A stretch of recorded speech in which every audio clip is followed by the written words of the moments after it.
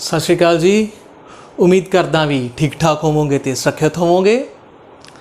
अज जिहड़ी मैं गल करन जा रहा कोई बहुत टैक्नीकल गल नहीं हैगी, पर फिर भी मैनूं लगदा भी किते ना किते गल बड़ी इंपॉर्टेंट आ साडी लाइफ दे विच। जिहड़े साडे ब्रेनस ने ये जिहड़े साडा सिस्टम आ यूनीवर्स का सब तो वध कंपलैक्स ते सब तो वध डिवेलप्ड सिस्टम आ। जिहड़े हुण तक दे मनुख दे बनाए सुपर कंप्यूटर्स भी आ उहदा हजे तक मुकाबला नहीं कर सकते, पर फिर भी की ये सिस्टम आ जिहड़ा ये परफेक्ट आ। मैं बहुत ज़्यादा कॉम्पलैक्सिटीज़ नहीं जाऊँगा, मैं एक सिंपल डिसीजन मेकिंग की गल करदा वां भी जिहड़े असीं डिसीजन लैंदे आ कि वो साडे डिसीजन आ जिहड़े वो सही ने, या असीं रैशनल डिसीजन लै पाउने आ, या असीं फ्री आ डिसीजन लैण नूं कि साडे डिसीजन ते किसी दा इन्फ्लुएंस नहीं हुंदा गा। मैनूं लगदा भी असीं जो भी डिसीजन लैंदे आ उहदे ते हमेशा ही किसी ना किसी होर दा इन्फ्लुएंस रहिंदा ही आ, चाहे वो इन्फ्लुएंस कॉन्शियसली होवे या साडे सबकॉन्शियस ते होवे, पर वो इन्फ्लुएंस हमेशा ही रहूगा। शुरू करते हैं सिर्फ एक शॉपिंग तो।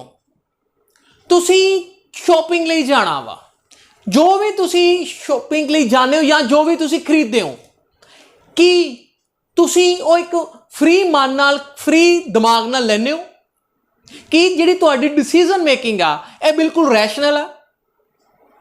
जिहड़ी साडी इकनॉमिक्स आ सारी दी सारी रैशनल डिसीजन मेकिंग ते टिकी हुई आ, पर एक होर पार्ट आ इकनॉमिक्स दा बिहेवियर इकनॉमिक्स। मेरे हिसाब नाल जिहड़ी बिहेवियर इकनॉमिक्स आ वो रैशनल इकनॉमिक्स तो भी इंपॉर्टेंट आ, क्योंकि जो असीं डिसीजन लैंदे आ वो जो भी बिहेवियर आ साडा वो सारी ओवरऑल साडे प्रोसीजर नूं सारी शॉपिंग नूं या साडी डिसीजन मेकिंग नूं इफैक्ट करदा वा। क्यों इफैक्ट करता ये देखते हैं। जदों भी मेरे हिसाब नाल जदों दी असीं बोलना सीखिया या जदों दी लैंगुएज इस अपने सिस्टम च आई आ, मतलब जदों दी साडी लैंगुएज डिवेलप हुई आ, साडियां लैंगुएज एबिलिटीज़ डिवेलप होईयां, उदों तो ही असीं एक दूजे नूं इन्फ्लुएंस करना शुरू कीता वा। लैंगुएज तो बाद रिटन ओरल लैंगुएज तो बाद जिहड़े बॉडी गैस्चर्स तो बाद साइन लैंगुएज तो बाद असीं रिटन लैंगुएज ते आ गए। रिटन लैंगुएज दे आउण नाल साडा मीडिया विच जिहड़ा मीडिया होंद विच आया, न्यूज़पेपर होंद विच आया, तो उस तो बाद टीवी रेडियो जो भी सारा कुछ आया, उस तो बाद सोशल मीडिया आ गया। कहण दा भाव जदों तो असीं बोलना सीखे आ, अपने अपना एक्सप्रैस करना सीखे आ, तां असीं हर थां ते ही जिहड़ी अपनी डिसीजन मेकिंग है अपनी ते होरां दी इहनूं इन्फ्लुएंस कर रहे हैं। डिटर्जेंट पाउडर आंदा एक घड़ी, उन्हां दी ऐड करते ने अमिताभ बच्चन जी। कि अमिताभ बच्चन होना ने कदे भी घड़ी डिटर्जेंट नाल कपड़े धोते होने आ? वो मशीन की ऐड भी करते हैं, घड़ी मशीन पाउडर की ऐड करते हैं। ऋतिक रोशन ऐड करते हैं माउंटेन ड्यू की, एक हिल तो दूसरी हिल तक बड़ा खतरनाक स्टंट करते हैं। कि वो स्टंट हुंदे ने अपने डिओज की ऐड आती है, परफ्यूम्स की ऐड आती है, फुस किया तो नाल दी नाल सोहणियां कुड़ियां तुहाडी लाइफ च एंटर कर जांदियां। Is it possible? कदे भी नहीं हुंदा इस तरह। पर फिर भी किते ना किते ये चीज़ां इन्फ्लुएंस क्यों करदियां ने, क्यों साडी डिसीजन मेकिंग ते इफेक्ट करदियां ने? जिहड़े साडे ब्रेन्स आ ये पायलट ते या आटो पायलट ते रहिंदे ने। आटो पायलट ते ब्रेन का रहन का मतलब आ भी सारियां सेंसिस तो आले दुआले का तुहाडे कॉन्टैक्स्ट जो भी डाटा वा वो साडे ब्रेन च चलदा रहिंदा वा। जिहड़ा ब्रेन आ ये बहुत ज़्यादा एफर्ट्स करके कोई काम नहीं करना पसंद करता।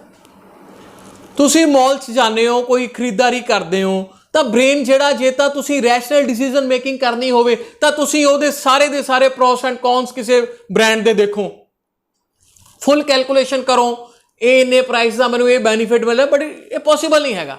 इहदे लई ब्रेन नूं एफर्ट्स बहुत करने पैंदे ने। ब्रेन एफर्ट करके नहीं राजी गा, ब्रेन तो रेडीमेड लैके राजी है। जिवें आपां कुक करके नहीं घरे राजी, रेडीमेड ले आईदा, इस तरह ब्रेन आ आटोमैटिक डिसीजन इहनूं ज़्यादा पसंद ने।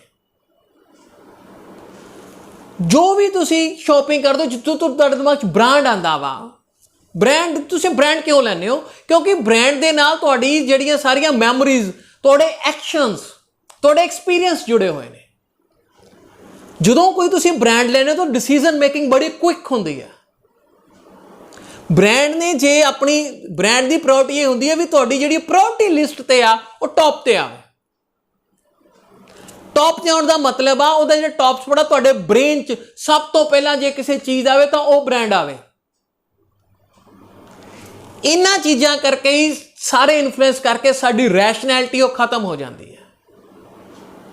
ठीक आ जिहड़े असीं बहुत कंपलैक्स डिसीजनस आ वो असीं रैशनलाइज दे तौर पर रैशनली ले लैंदे आ। जो तुसीं बहुत ज़्यादा खर्चा करना कोई कार लैनी है या कोई घर भी लेना वा तो तुसीं उहदे लई बड़े अपना पूरा दिमाग ला के अपनी कैलकुलेशनस कढ़ के फिर तुसीं सारी इन्वैसटमेंट करदे हो। पर आम जिंदगी च असीं इन्ना सोचते नहीं हैगे। सोचण ते एनर्जी वेस्ट हुंदी आ ते ब्रेन एनर्जी वेस्ट नहीं करनी चाहुंदा। सो कहण दा भाव सिर्फ इन्ना का भी जदों भी कोई डिसीजन लेना थोड़ा जिहा रुक के सोच के लो। प्रॉब्लम ये नहीं हुंदी भी मॉनिटरी तुसीं किन्ने स्ट्रोंग हो, you can be very much strong, पर जिहड़े वो एक हैबिट बनने की आदत आ हैबिट बनती रहती है। हैबिचुअल ना बन जाओ। जो तुसीं किसी चीज़ किसी भी चीज़ हैबिचुअल बन जाए ना तो जी डिसीजन मेकिंग आ वो ऑटोमैटिकल होने लग जाती है। जिहड़ा कॉन्टैक्सट आ किसी चीज़ के ऐड के मगर जो चलता वो भी बहुत इंपॉर्टेंट आ।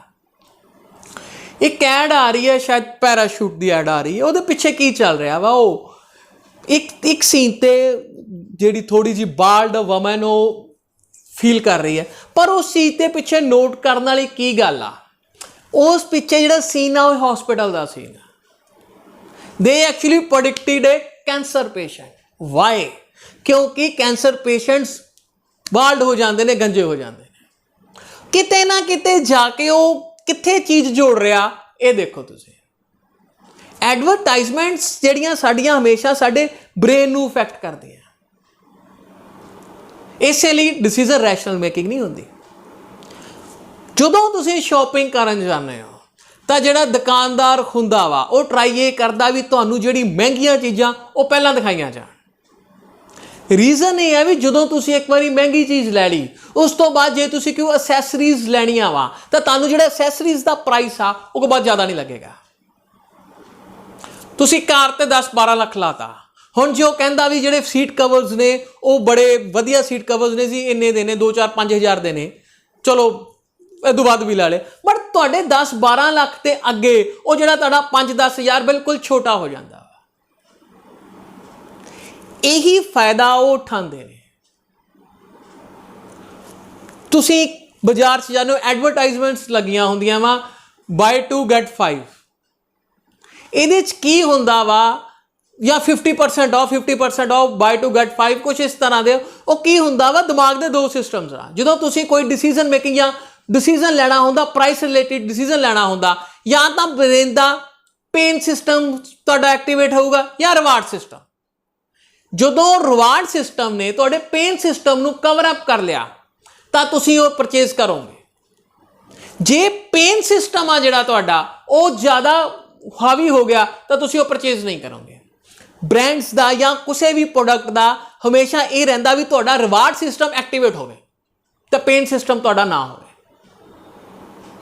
सारी दी सारी शॉपिंग, सारी दी सारी ब्रांडिंग, सारी दी सारी एडवरटाइजिंग ये सिर्फ इन्हां चीज़ां ते डिपेंड करती है। सारियां चीज़ां किते ना किते तुहाडे आटोमैटिक ब्रेन च जांदियां ने।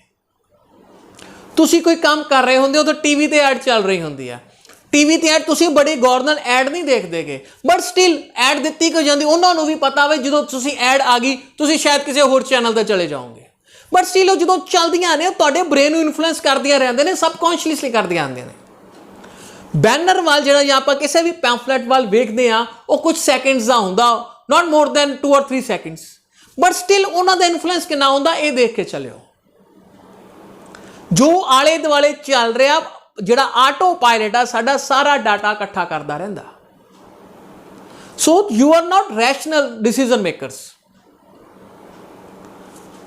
टू बी रैशनल हरेक जिहड़ा डिसीजन आ वो टाइम मंगदा, चाहे वो कुछ सैकेंड्स का टाइम ही होवे।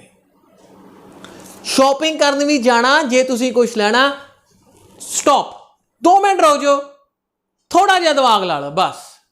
उसे उथल पुथल जो होनी है तो खुद नूं पता लग जाना भी सही आ की सही है तो की गलत है। सो मेरी सिर्फ यही कहने की इच्छा सी भी जदों भी कोई तुहाडी डिसीजन लेना वा ਉਹ ਸਿਰਫ ਤੇ ਸਿਰਫ ਆਪਣੀਆਂ ਜਿਹੜਾ ਬ੍ਰੇਨ ਦੇ ਜਿਹੜਾ ਆਟੋ ਪਾਇਲਟ ਆ ਉਹਨੂੰ ਚੱਲਣ ਨਾ ਦਿਓ। ਪਾਇਲਟ ਸਿਸਟਮ ਨੂੰ ਵੀ ਥੋੜੇ ਡਿਸੀਜਨ ਲੈਣ ਦਿਓ। ਆਟੋ ਪਾਇਲਟ ਤਾਂ ਜਿਹੜਾ ਹੈਗਾ ਵਾ ਉਹ ਕਈ ਲੱਖ ਬਿਟਸ ਦਾ ਡਾਟਾ ਪਰ ਸੈਕਿੰਡ ਤੇ ਲੈਂਦਾ ਵਾ, ਤੇ ਜਿਹੜਾ ਪਾਇਲਟ ਸਿਸਟਮ ਆ ਉਹ ਸਿਰਫ 25-30 ਬਿਟਸ ਦਾ ਲੈਂਦਾ ਵਾ। But pilot system decision making ਲਈ ਬਹੁਤ ਇੰਪੋਰਟੈਂਟ ਆ। So let this pilot system work for you also. So thanks a lot. ਅਗਲੀ ਵਾਰੀ ਜਦੋਂ ਸ਼ਾਪਿੰਗ ਕਰਨ ਜਾਇਓ ਤਾਂ ਕੁਛ ਨਾ ਕੁਛ ਗੱਲਾਂ ਜ਼ਰੂਰ ਸੋਚ ਕੇ ਜਾਇਓ। So thanks a lot guys, thank you, and please subscribe my channel.